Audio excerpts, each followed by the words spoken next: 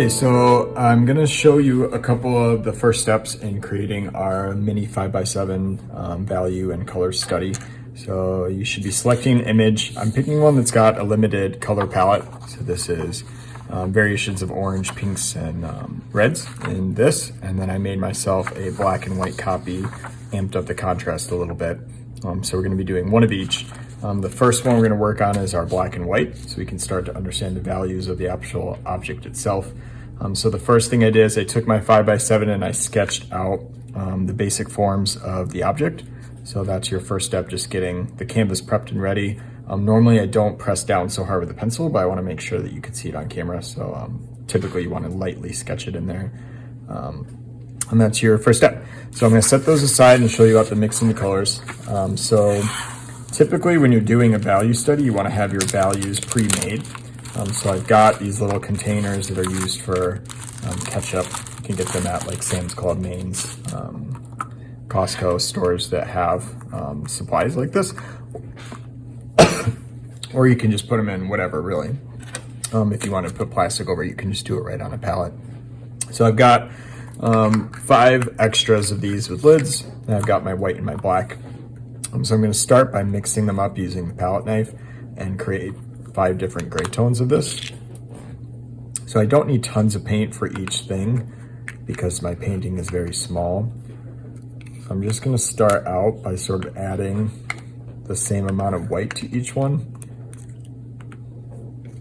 And then I'm going to control the value I'm making by using different amounts of black.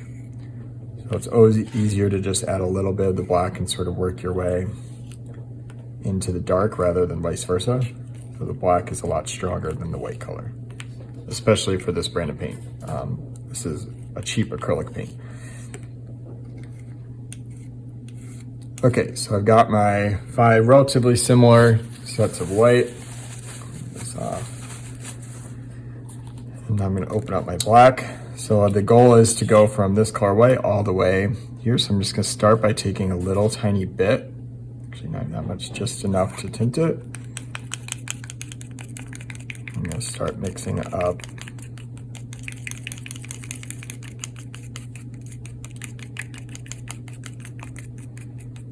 My white.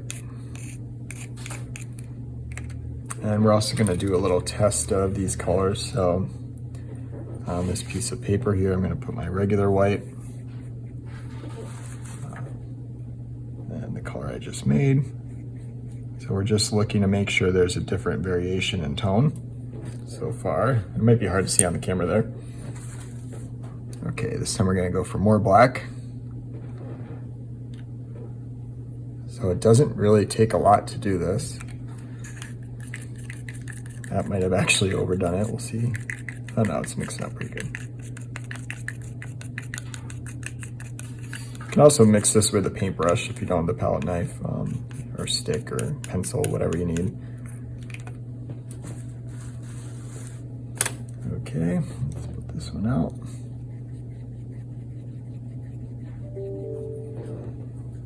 All right, let's go up another one.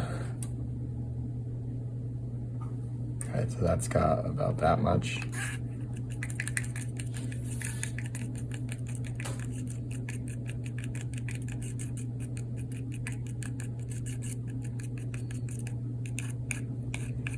All right, that looks pretty good.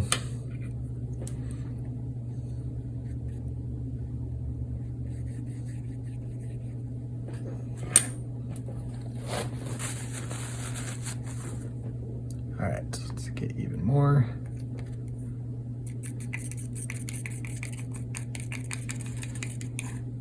And you could really make almost like an infinite amount of these, all in different variations. I'm tending to go on the brighter side of this, so I can always go darker, so you just start like this and then sort of see where they're all at and decide if there's a gap anywhere and if I need to fix that.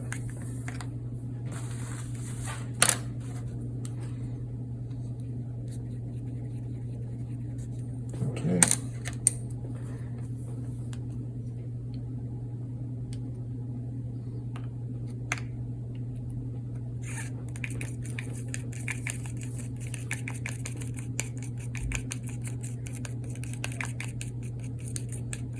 All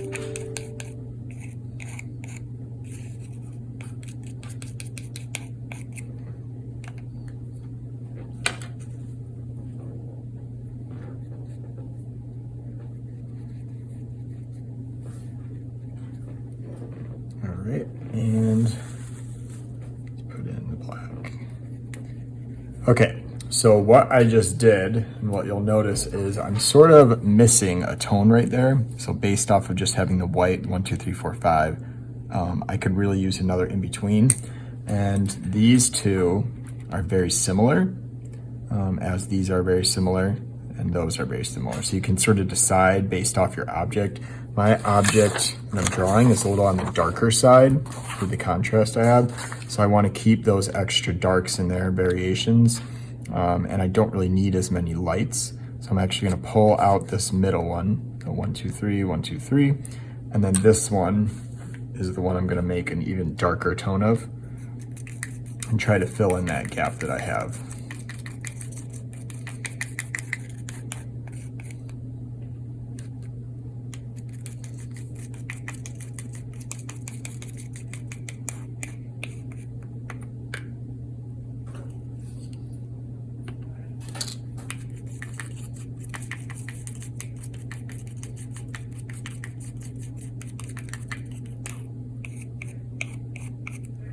I'm going to slide these over, put this in where it goes. Let's test it out. There we go. So now I have all of them sort of in order with the exception of the one that I pulled out there. So, okay, so I was just showing you the values that I had created. So I've got this sheet here. It's nice to have this also because I can compare it to decide what I have to do for the actual canvas. So I'm not going to go through and paint this whole thing with you guys, but I'm going to show you sort of the start.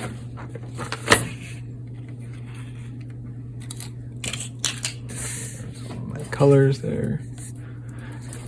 Okay, so doing a value study with acrylics. So acrylics dry very quick. So normally if I was using something like oil paint, I would block in colors and then sort of blend them later. But because they do dry very quick, you have to almost blend while they're on the canvas. So I'm going to start by pulling out some of the lighter ones first. So I'm going to start with this big leaf here. I'm just going to start by layering up where the highlight is. And then from the highlight, I'm going to pull in my next color. So it's still wet, so it's blending pretty well. I'm going to go into the next color.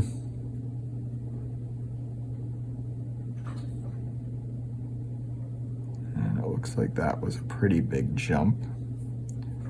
So when it's a big jump like that, I clean off the brush, go back to my lighter color, and use that to mix. So that's how you can get those to sort of smooth themselves back out. Let's put in this brighter tone here. And it's actually sort of harder to paint using all black and white.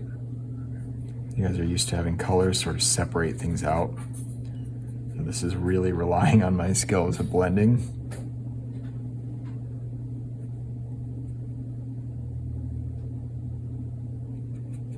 And I'm blending it right on. You'll notice I'm just using the same brush too.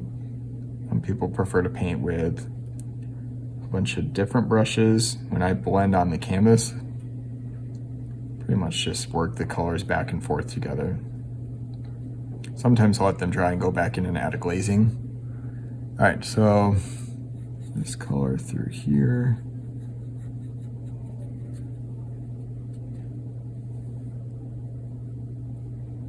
Let's go back to our highlight tone.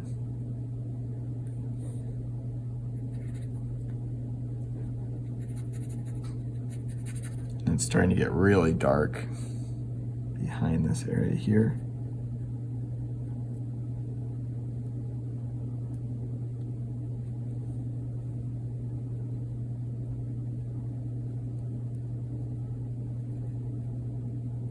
Notice my brush every once in a while I have to do some circles. That helps blend it out.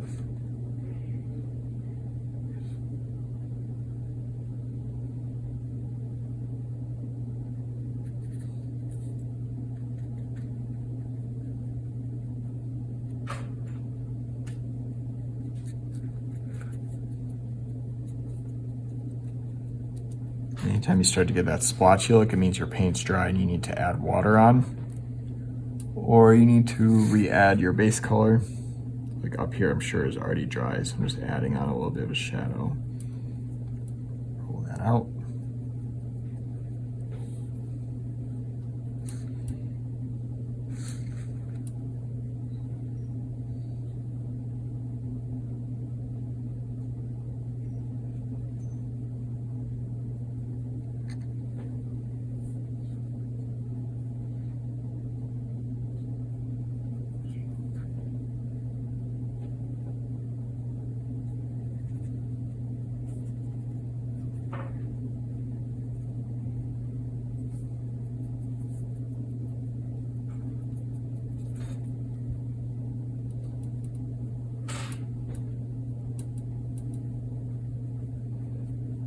And a lot of this is just playing back and forth with the colors, making sure that they blend together, depending on the texture of what you add.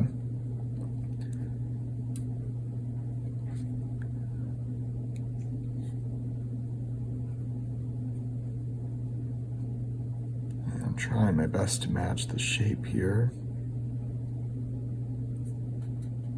Sometimes I'll finger paint a little bit too if I'm trying to get rid of some of the color.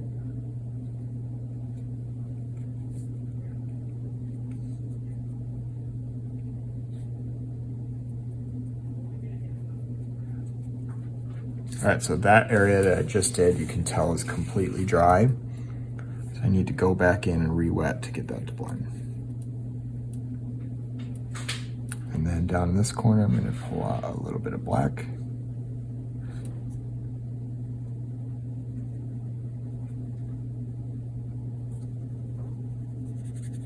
And then work it into the canvas.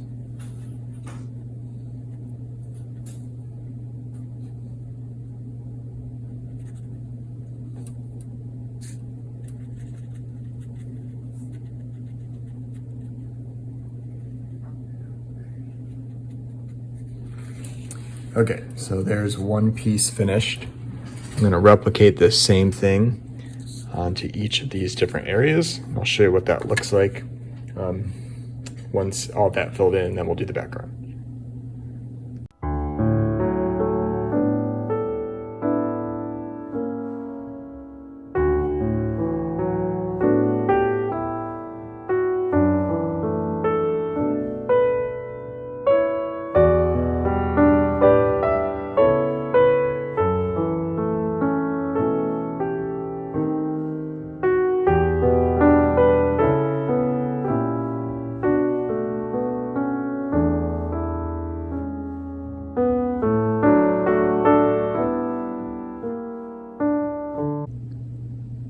Okay, this isn't exactly my best work, but that's okay because we're just doing a quick study of value using a lot of the tones. So you can see like this maybe should have gone darker in both those spots, and I could definitely go darker up here and sort of make this flow back. But I'm gonna show you the next step, which is just adding the background. So depending on your photo, even if you have stuff in the background, we're just focusing on a study. So we're just doing the object itself. So depending on what the background is, you can simplify or just get rid of it in general. I'm gonna start by outlining this. This canvas is sort of on the cheaper side too, so you can see a lot of the texture shows up through this. But it is gonna make a big difference showing this with a black background versus a white background because a lot of this contrast is now going to pop up because now I have my darkest tone in there versus keeping my brightest.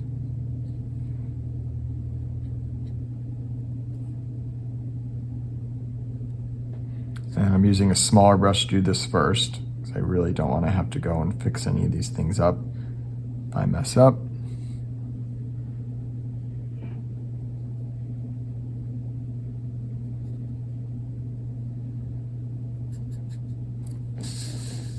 And then once I get the outline done, I'm going to switch to a bigger brush. I'm not too worried about the edges of the canvas either. So again, this is just a study. Eventually, if I was to turn this into a large scale painting or a final one, I'd spend a bit more time making sure everything was perfect. Let's switch to a bigger brush.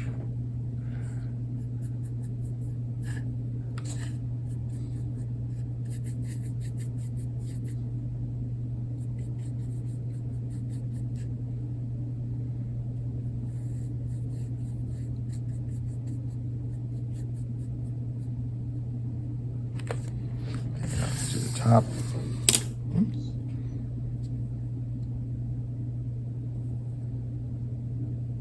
Now this part, I was excited about. This white is really going to pop next to this black. And that's one of the brightest parts on the canvas here.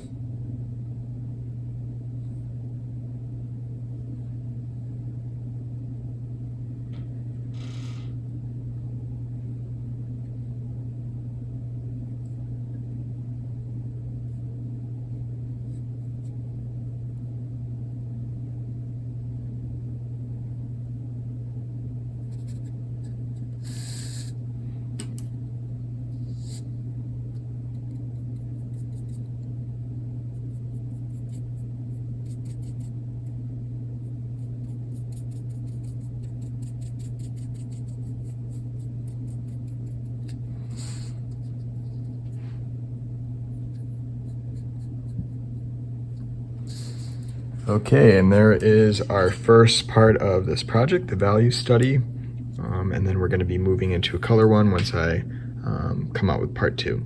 So good luck and hope things turn out great.